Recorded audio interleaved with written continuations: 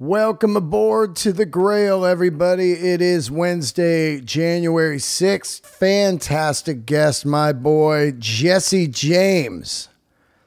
Yes, indeed, the one and only Jesse James, West Coast Chopper fame, and also multiple documentaries and TV shows, including Monster Garage, that is back out right now.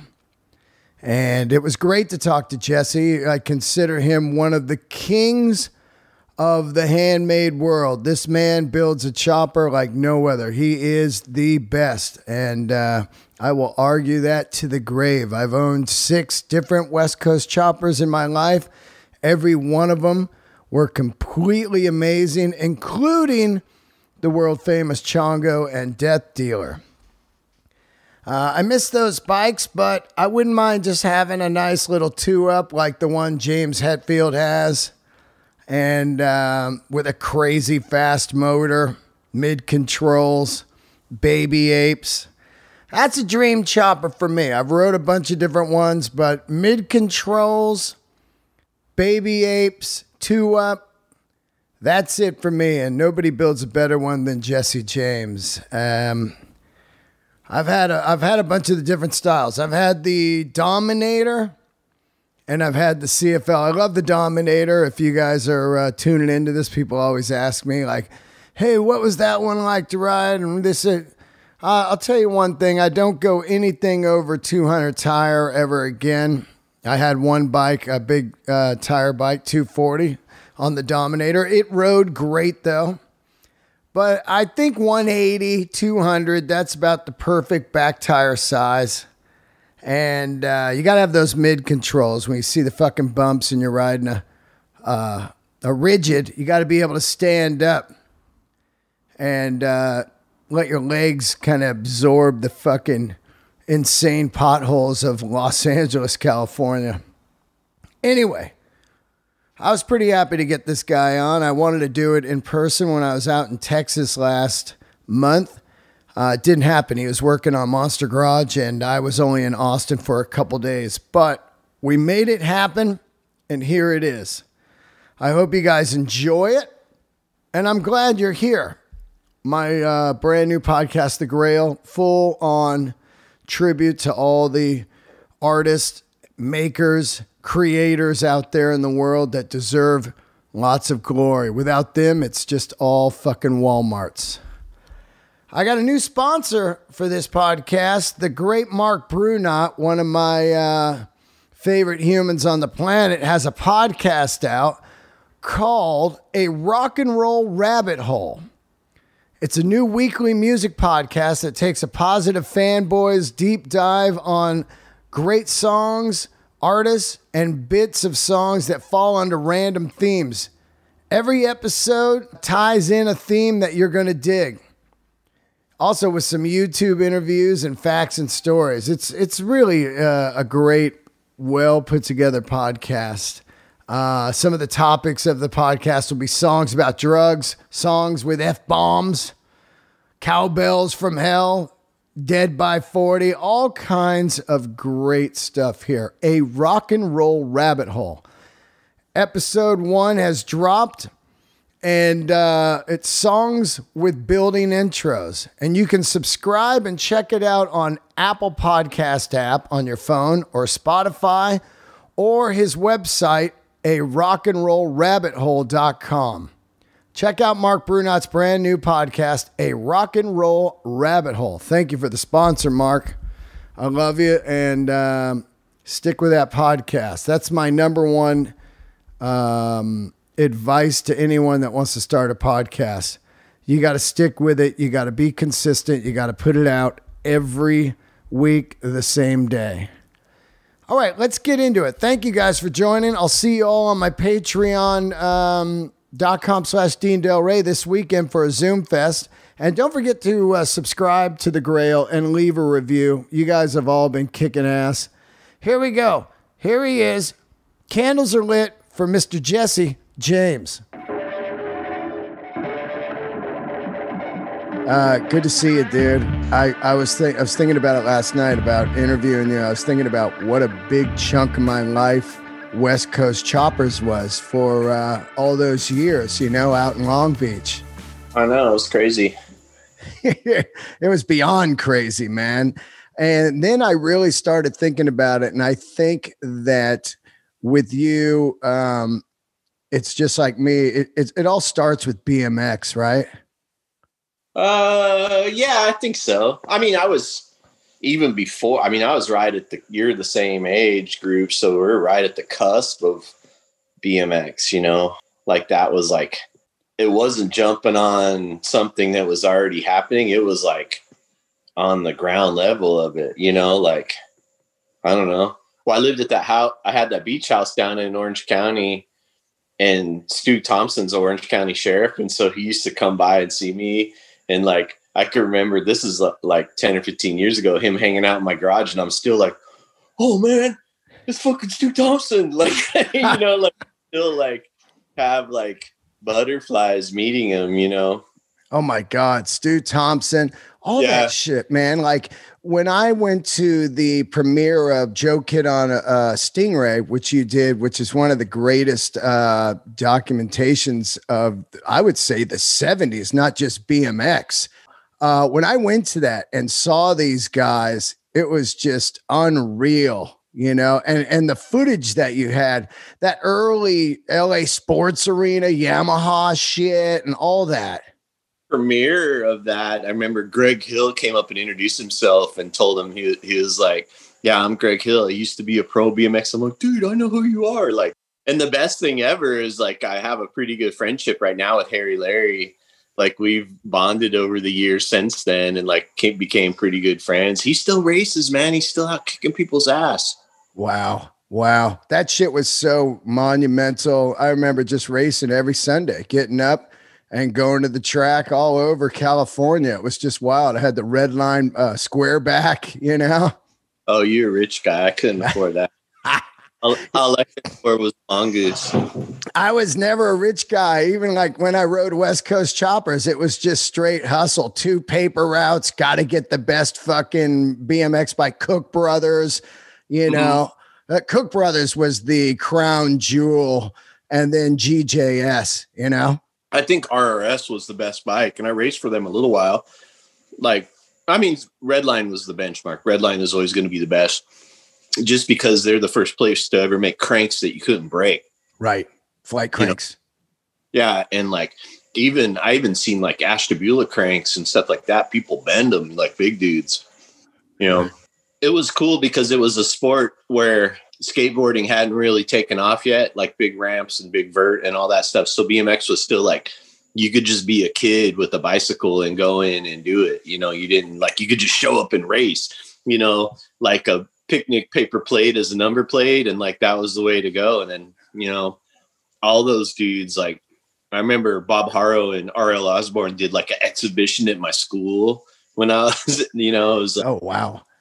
It was awesome. Like who could bunny hop the most people, What's really wild too is if you think about it, is these dads were making these frames, like GJS and Patterson. All these frames were made by the riders' dads. Yeah, all of them. Like they were like even Gary Turner. Gary Turner was like a race car, funny car dude, and then just happened to build some frames, and they were awesome. Raced up until the early 80s, till I was like 12 or 13. Then I was really getting into football and I started getting big. And so big on like a BMX bike isn't good, and basically my sister moved out and I couldn't get a ride to races because I raced like Corona Norco YMCA on Saturday, like Thursday nights at Orange County Y, then Azusa like Friday nights. And like I was racing like 3 or 4 days a week and doing really good and had sponsors. And like I was one of those dickhead kids where I'd get a trophy and then I'd just throw it in the trash, or then they would give you like $12 instead of the trophy. Like you get like 50 trophies, they're like meaningless as a kid. Now I wish I think I only have like 1 trophy, the first race I won at Azusa.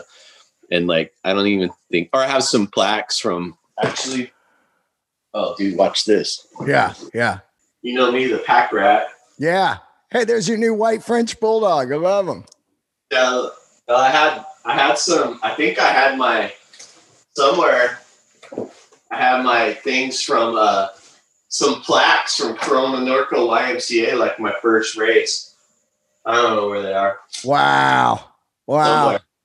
Yeah, I still have the certificates, and they're signed by, like, it's legendary because, like, I don't even think it was like the first race. It was like an ABA race, and they didn't even have trophies.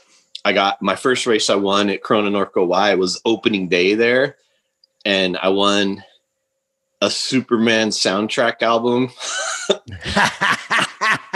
From a Honda race trucker hat, a bunch of stickers, and then a certificate.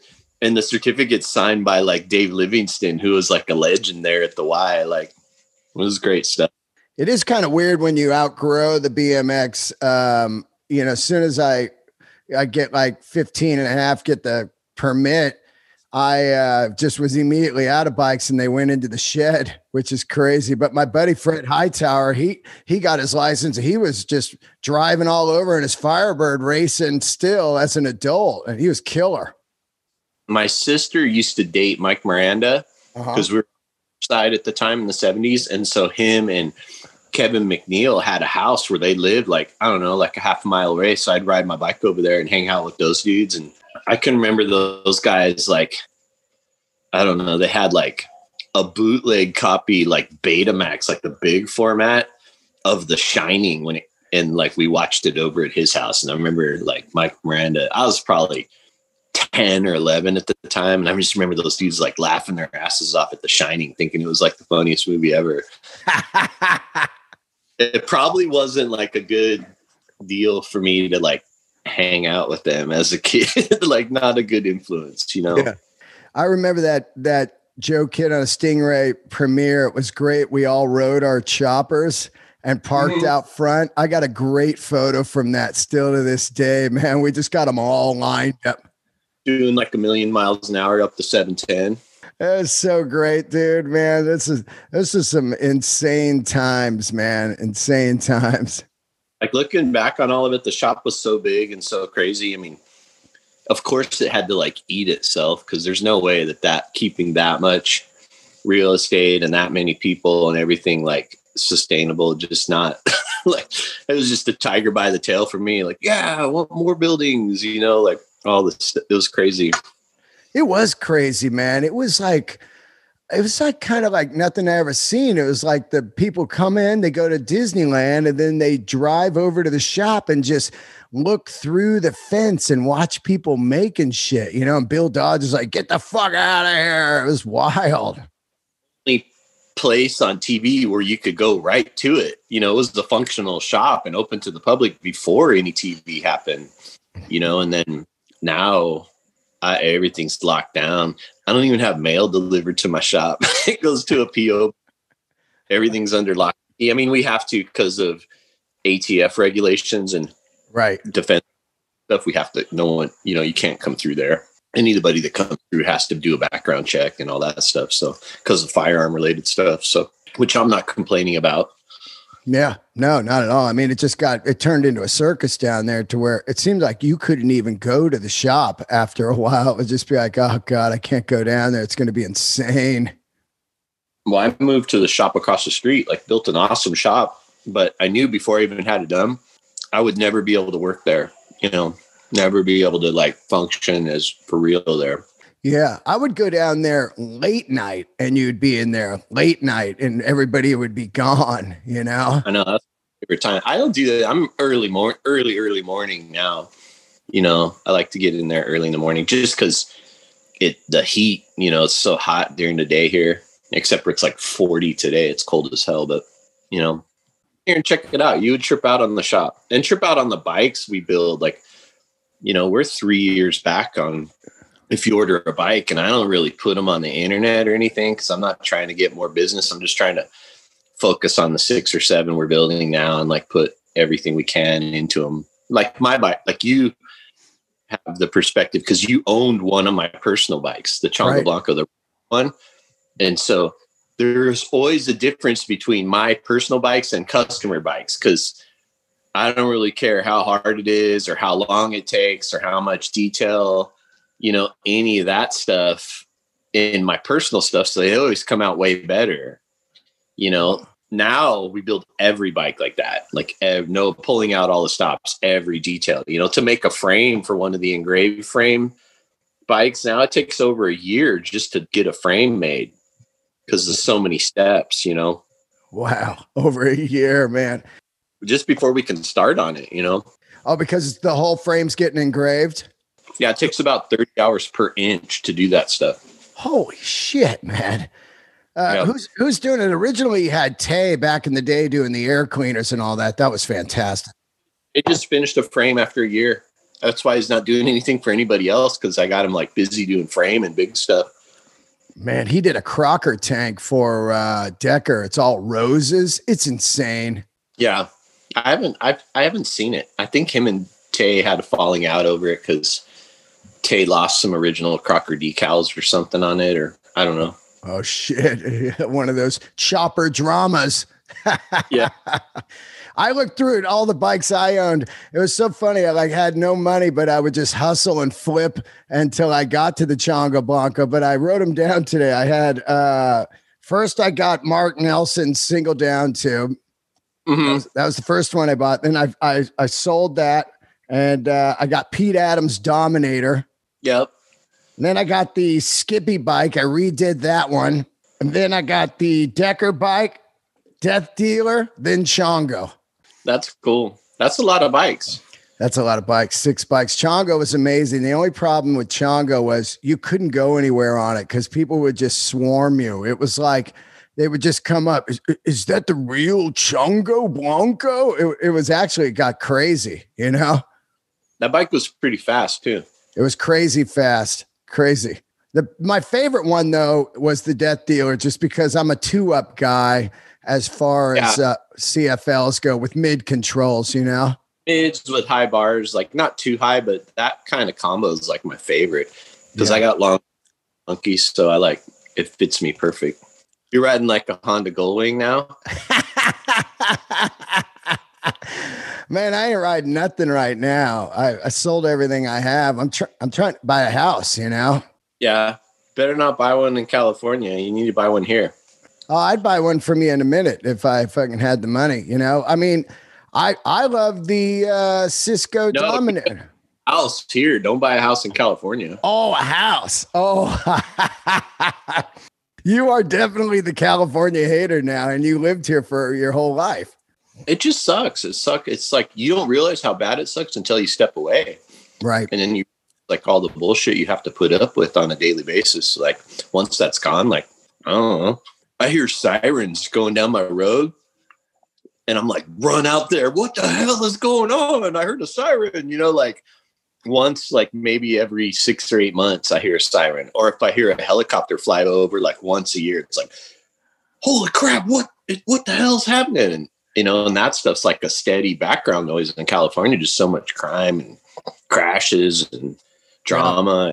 It is brutal, but being born and raised here like yourself, it's, you know, I mean, if I had like the skills like you where I can have my own business and stuff, I could just live anywhere. Then it's a no-brainer to check out other stuff. But when you're in the business, I mean, Joe living out there now, and Ron White and some other comedians, it is going to be something cool to see, but it's tough to start all over when you're 55 in a comedy world. You know, I can podcast anywhere, which is great, but to move somewhere and hope it happens.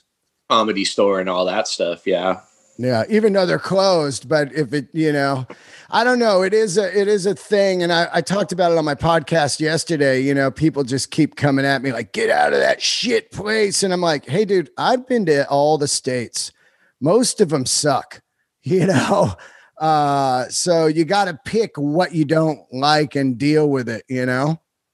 Yeah. I just needed some air. Like, you know, some, you know, this out here reminds me of Riverside when my dad moved from like Long Beach, Southgate to Riverside in the 70s. You know, this is what it reminds me of, because you could just shoot guns and ride dirt bikes. And, you know, we could go shoot guns in Cleveland National Forest in Corona. now that's all houses. Like you just be able to drive over there and shoot and ride dirt bikes. And like my friend Rob lived like on the other side of the 91 freeway. Well, I used to be able to take my dirt bike and ride the back way down like Weir Canyon Road and then cross under the freeway and then go to his house on my dirt bike, like, 6 or 8 miles away. Now, like you go down the 91 freeway, I can't even recognize it. Like, wait, is this where I used to ride? I'm not sure. Where was Corona Raceway? Like, it's just so many people. And I think that's what creates the problems is like so many people on top of each other that, of course it's going to be like New York, where everybody's pissed all the time and, wanting to kill each other. I mean, I think the only place I would move would be Austin or I like Joshua Tree a lot, Grant bought all that property in El Mirage. Yeah. He's out there. I never see Grant anymore at all, just on Instagram, he got the fuck out. Yep. What if you want to go, if you move way out there, Joshua Tree or whatever, what if you want to go to the store? Well, I know they do got stores though, but it is kind of no man's land. And I did go out there and stay recently by myself just to see if it would drive me crazy. And I love Austin. I was just out there and I think it's fantastic. I got a lot of friends and people go, you got a lot of friends out there, but the friends are busy. You work every day, Joe, I only see Joe when I'm at the Comedy Store. Those guys are busy, you guys got shit going on. Yeah. How's your stuff going? I still haven't watched any of it.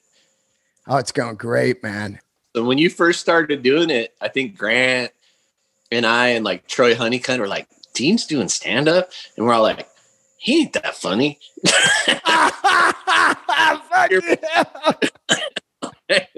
We're like, we laugh at you, but not because it's funny.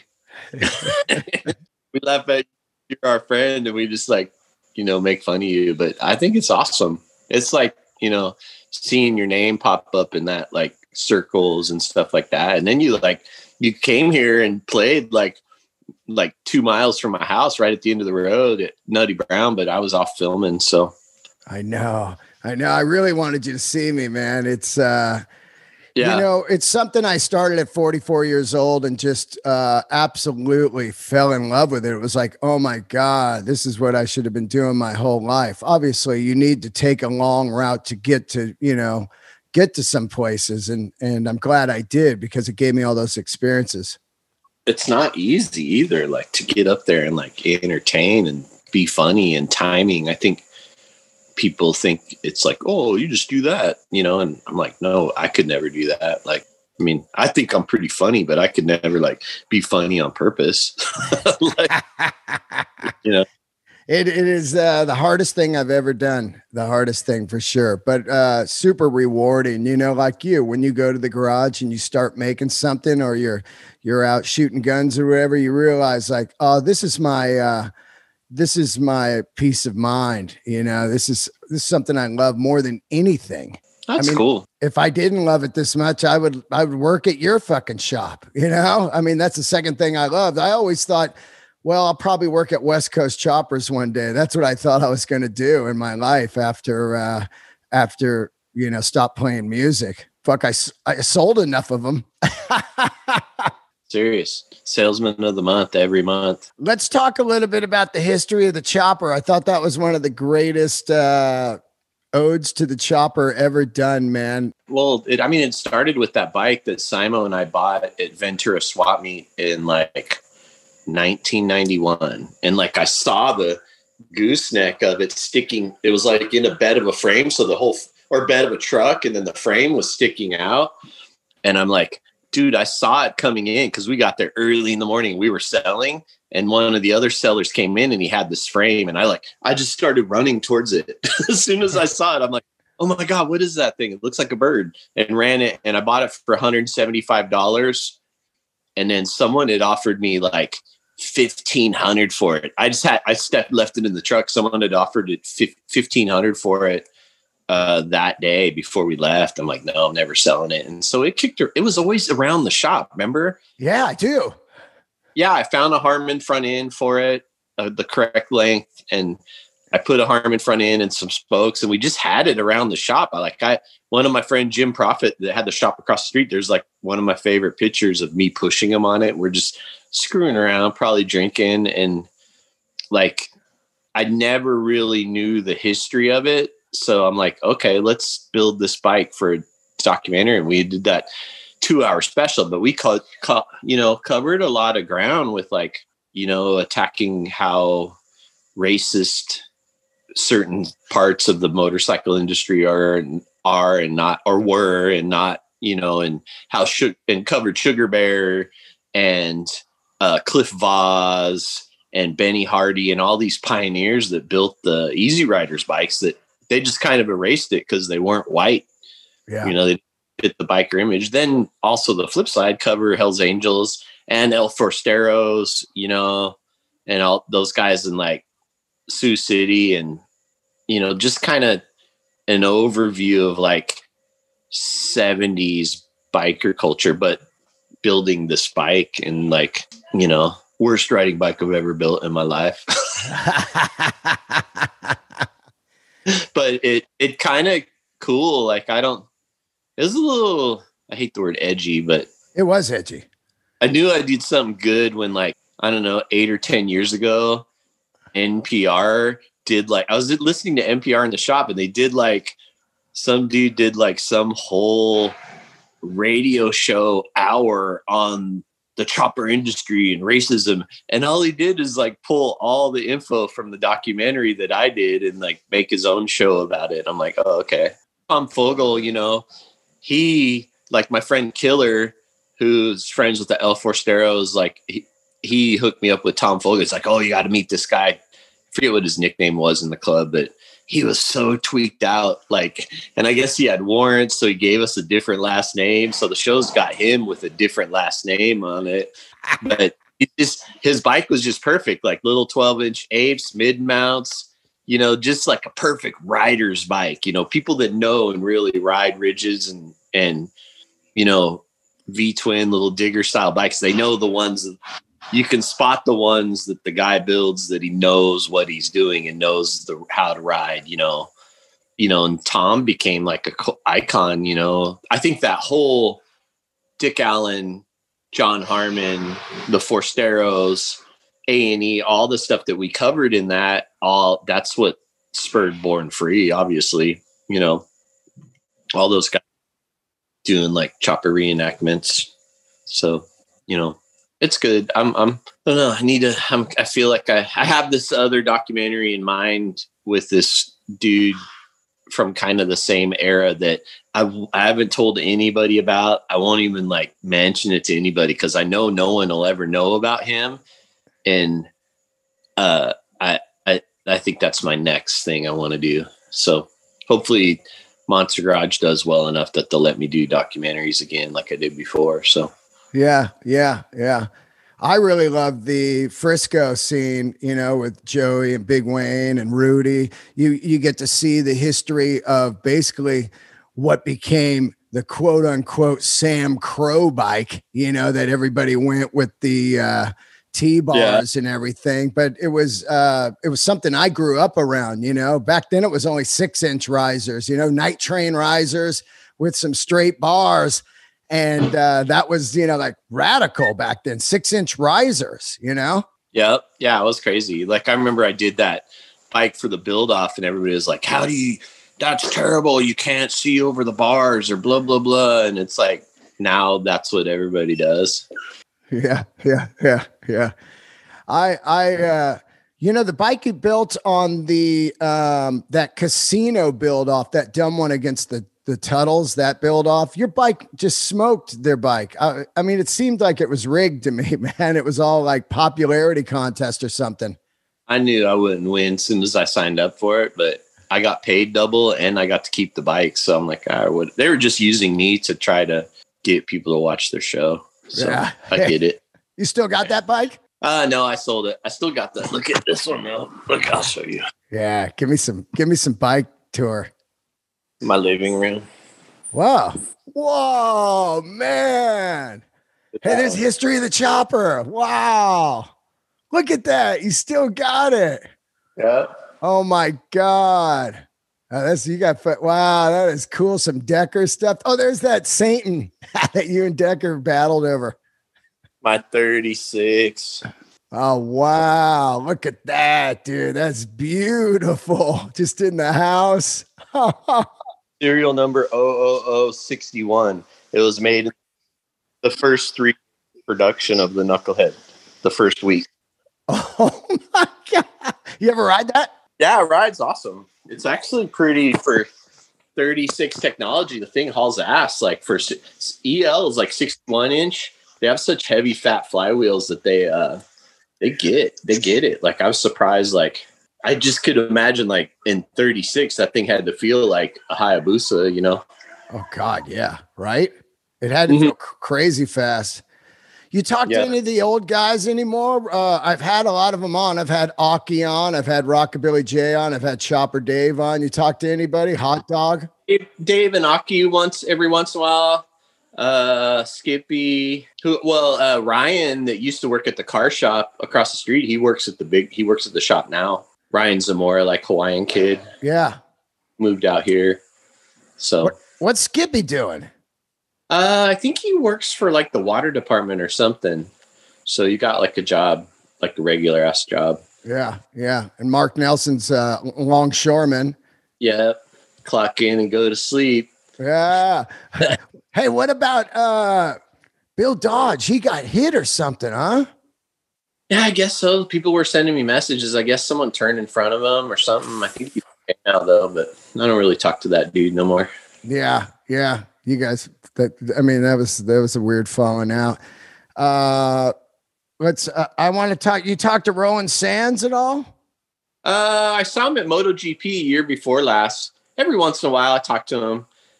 You know, I found some cool photos of him because him and my dad and stuff from the old shop. So we connect over that.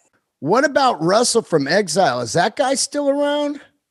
I guess so. I follow him on Facebook, so I see him post stuff every once in a while. Making bikes? Yeah, the same exact ones. Nothing's changed. Just same. Wow. So, people dig those little utilitarian, like matte finish, flat black. Like they love that. Like he's got that on lock, you know? Yeah. People always hit me up and they just say, hey, what was the best chopper you ever had? Just any West Coast chopper. I mean, any one of them was insane. The stuff you were doing, like taking those Brembo controls and hand controls, that stuff was amazing. You were going mid controls when everybody was doing dumb chopper straight out there. All your stuff, and it was all handmade in the garage. It wasn't ordered on a catalog, you know? We make even more now. You won't even believe it. Like the new swing arm Dominator, like that kind of stretch swing arm bike. It's the best with fat 17s and Brembos and all Olin suspension and the new ones. That's the best riding bike we've ever done, without a doubt. Like they're, just handle but still look custom, like that's the hard thing. Like usually people, and this is the way it's been, you either have, okay, I want to be a custom bike and look cool and show up on a bike show on a Sunday and that's it, but I'm probably not comfortable and it's probably not good to ride. Or I want a totally comfortable bike that I could ride anywhere, but then when I show up to a show, I'm going to wish I was on the other bike. So my goal has always been do both, have one that is custom and trick and every part on it has got love in it. And then it's also like, you could just ride the piss out of it. And rigids are a little bit of an acquired taste. I mean, I love it. I've been riding them for 30 years plus. So, and I just love, I don't know. I love having rigid just because, pussies aren't going to ride them. And like, they're going to oh, it doesn't look comfortable, like that's right. Yeah. Yeah. Oh, fuck. I rode the Chongo everywhere.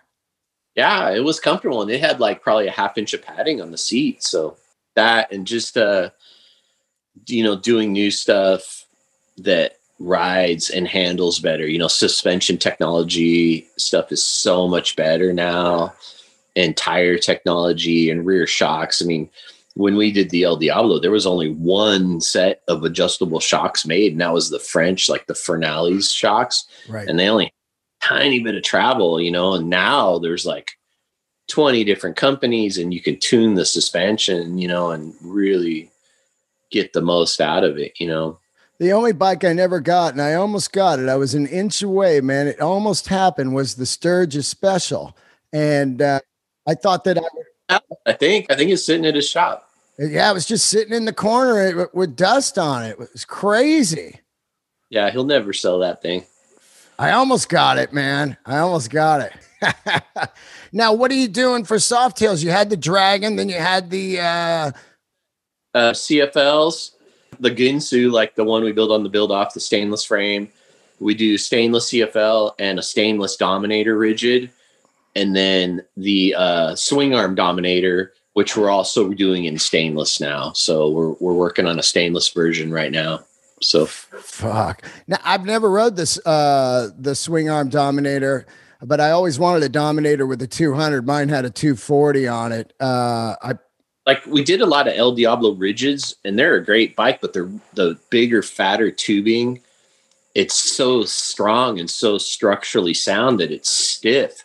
So it doesn't have any give on it. So when I did stainless Ginsu frame, I under-engineered it and went down a couple steps on the wall thickness and really made everything pinner. And the bike flexes and moves around a lot, which makes it handle a million times better, and really, really. So we're kind of putting that technology into the swing arm Dominator, because it's not real stiff because it's a suspension bike, but that little bit of flex and under engineering in it, that's what you want. If you have a bike that's it's like Ducati did for MotoGP, they made it all carbon fiber, everything super stiff, honeycomb, and the bike worked like crap because it didn't, when you lay it over in the corner, the bike's going to like move around instead of flexing and keeping the tires on the ground. The bike, every bump or ripple, the bike, jolts the bike and breaks your traction, I'll tell you another bike I loved was and I tried to get it for 10 years, was the one from Greg Cook, the one you did in the All-Star build, where you guys just took that Harley Softail and made that incredible bike.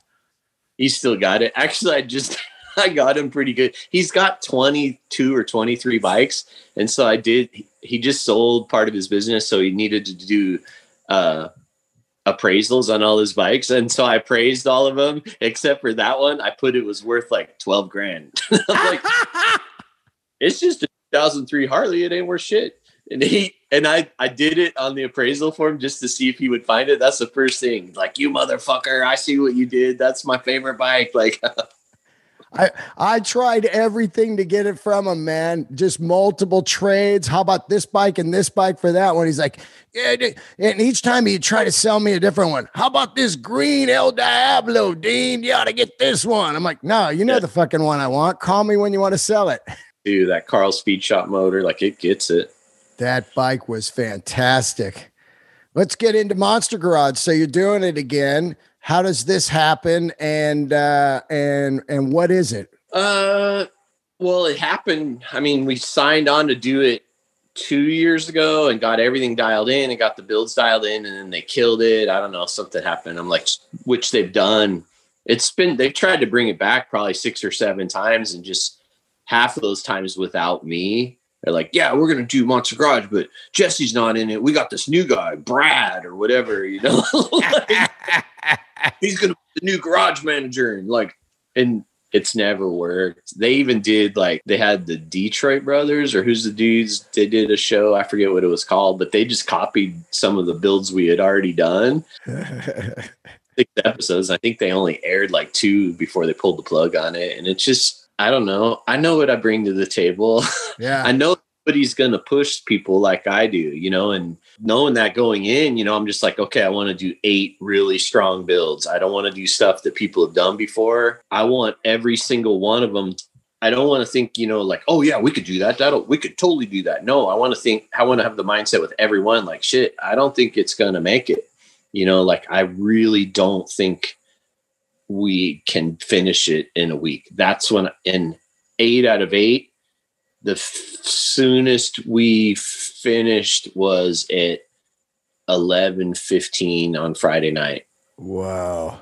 Two didn't, a couple didn't make it. And every other one, I mean, like you'll see one, we finished with 30 seconds left. We have a bunch of crew guys, you know, that's like Ben and Brian Lovett, who started, he was one of the original field producers for Monster Garage, Ernie Avila, Schwag, Body Drop, Alex Anderson, Ben, who I mentioned, and all the original crew like back together. So we all kind of know each other's personalities. So it just was like getting the band back together, but except for, and I didn't want to have to use the shop as a crutch.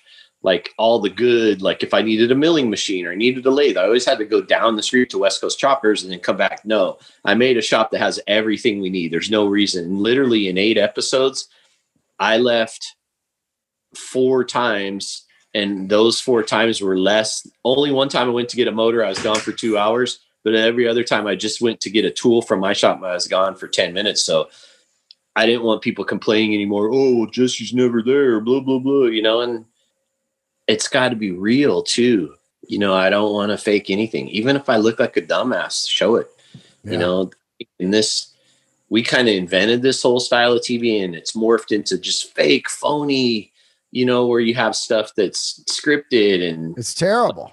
It's like, I bet if I come back in here and it's not done, I'm fucking out of there. It's like, oh yeah, man. I want that. I want like real, you know, and there's some really good moments in a couple of the builds, and it just, I don't know. I still get nervous and self-conscious about it and not sure, like, you know, what people will think or, you know, and I'm not like, it's a lot of work, man. I busted my ass, and it's like, I'm not 30 anymore.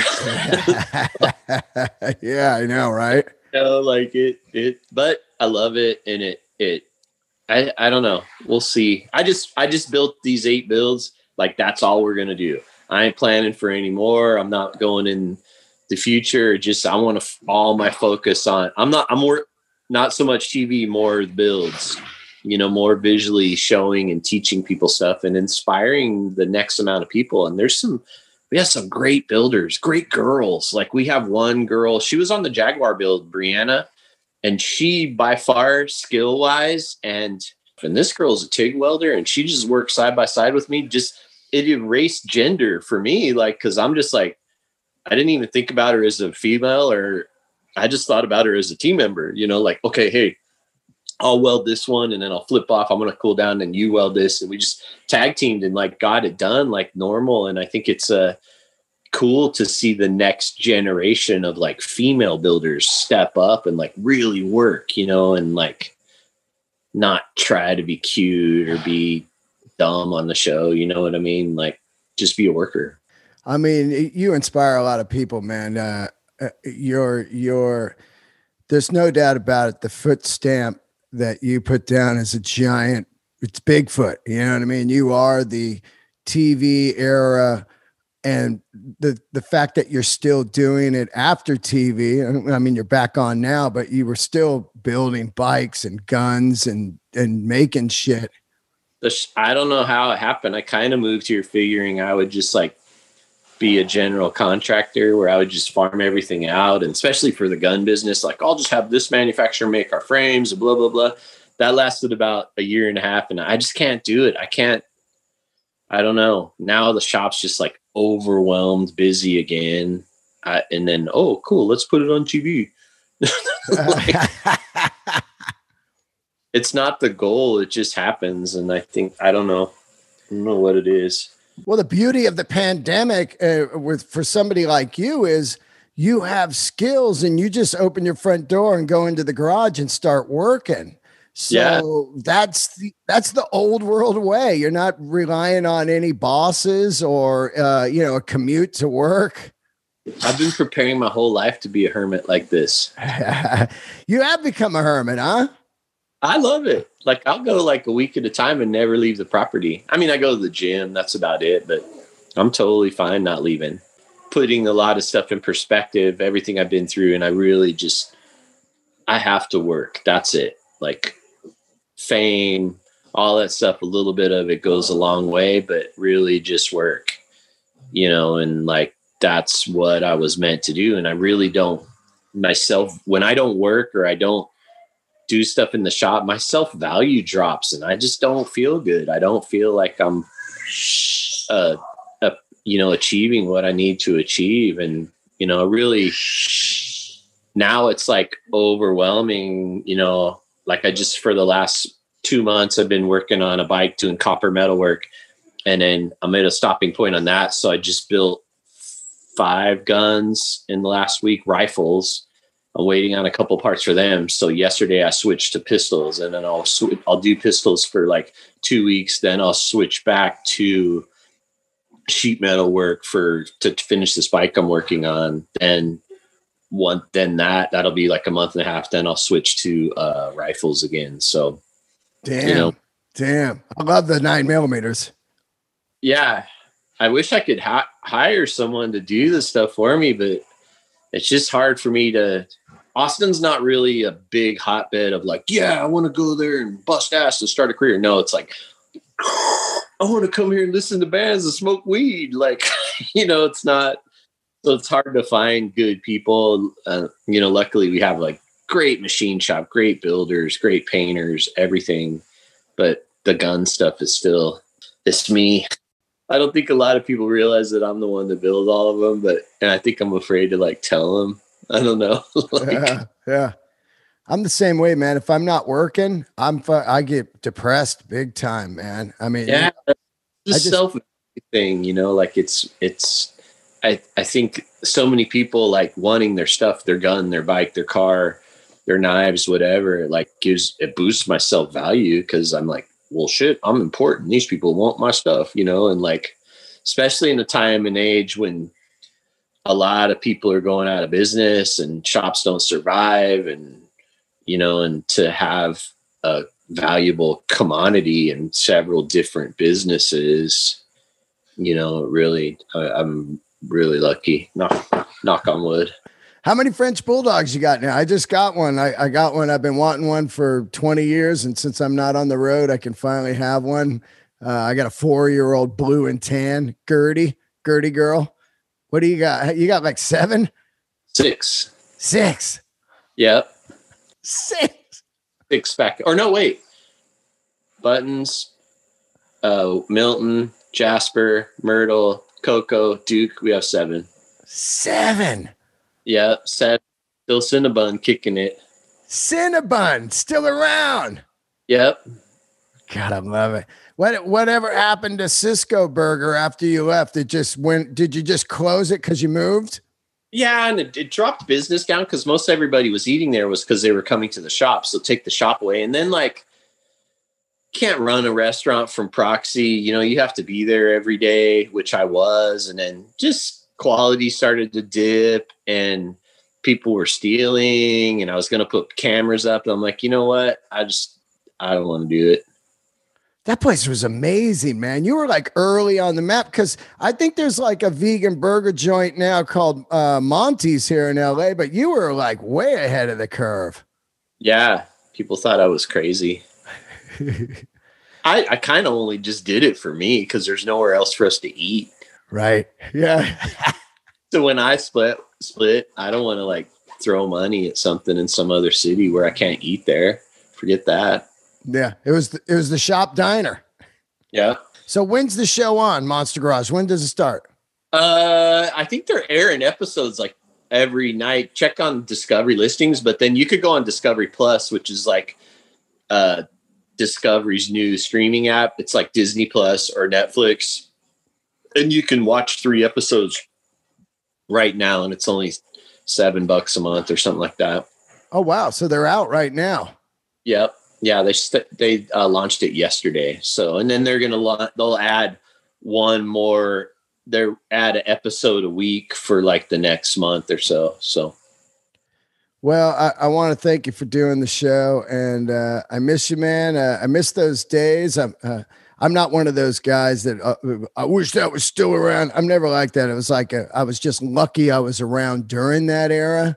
Yeah. It was some of the funnest times. on to something else. I love the guns so much. Like I couldn't imagine if I ever tried to build guns in Long Beach, they wouldn't even let me have a paint booth for like 3 years. Oh, fuck yeah. Who knows? Maybe one day we'll be neighbors. You never know, man. You just let me know. I'll hook you up with my friend Mark, the realtor. Yeah. Got the good connections out here. I need the fucking wizard loan man is what I need. You know, that's what it's about. Yeah. For here, your money goes a lot farther here than, anywhere else. I mean, you can get a house for like 200 grand here with property. That's pretty crazy, right? Where you live, it's $1 million for a tear down. It's $1 million for a condo. It's weird. Yeah. I'll tell you what, man, I hope one day somehow you do a no love ride again. Just a reunion, some kind of crazy no love ride through Texas would be badass, you know? Oh man, it's such good ride. That's the thing that's the best here, because you could ride all day. I went for a ride Sunday and I never even see any cars or anything. Oh God. Epic roads and like no stoplights, no stop signs, just country roads, just go. I had 5 neck surgeries last year. I haven't rode since. Yeah. Congrats on the show. And where can people buy your stuff? You still got the t-shirts and everything, right? Choppers and guns. jessejames.com goes to like West Coast Choppers, JJFU, all that stuff. So, all right. Well, I thank you so much for doing the show. I miss you, man. And thanks for the incredible memories, buddy. Yeah. I'll see you, man. Okay. See you, buddy. Bye.